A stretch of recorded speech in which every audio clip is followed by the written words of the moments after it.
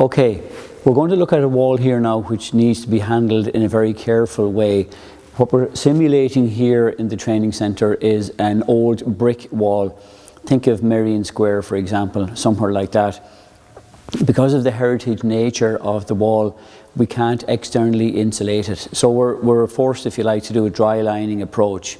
And because brick is, quite a sensitive material and doesn't react very well to moisture and so forth, we want to be careful that whatever we do in our retrofit approach, it doesn't kind of upset the balance, the vapor balance in that wall, which has been sort of managing fine probably for decades and decades. All right, so what we've done here actually is we've insulated this wall with a very particular type of insulation called wood fibre insulation. All right, and as the name suggests, it's insulation that's made from wood, and so it's a natural, very much a natural insulation. We've used here, I think it's 60 millimeters, but you could, again, use different thicknesses, work with your architect or your energy modeler and see what thickness would be appropriate for your particular project.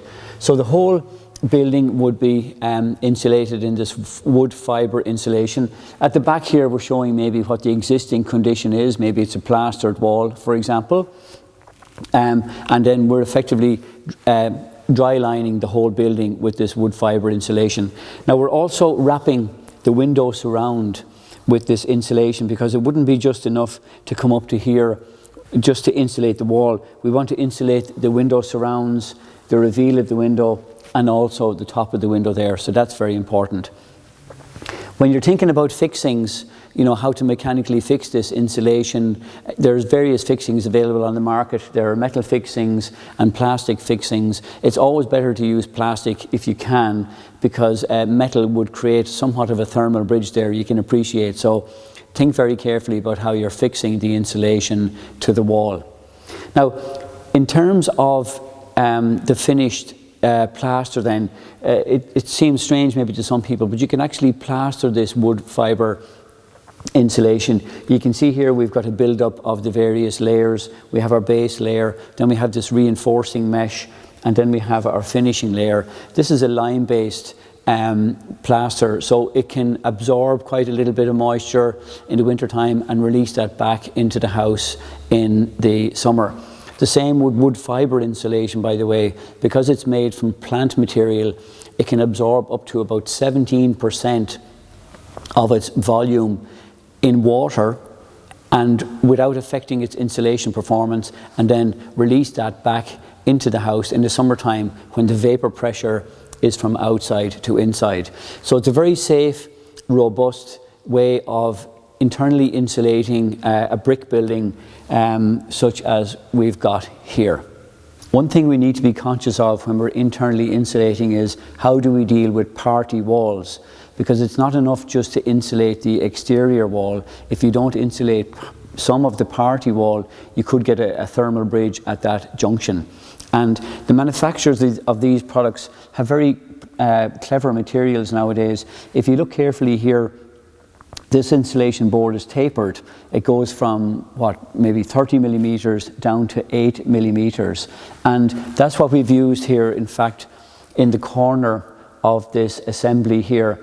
And it allows you to return some insulation on a party wall without a very strongly visible bump out, if you like. So it's a great way of transitioning from, let's say, 30 or 40 millimeters of insulation down to nothing.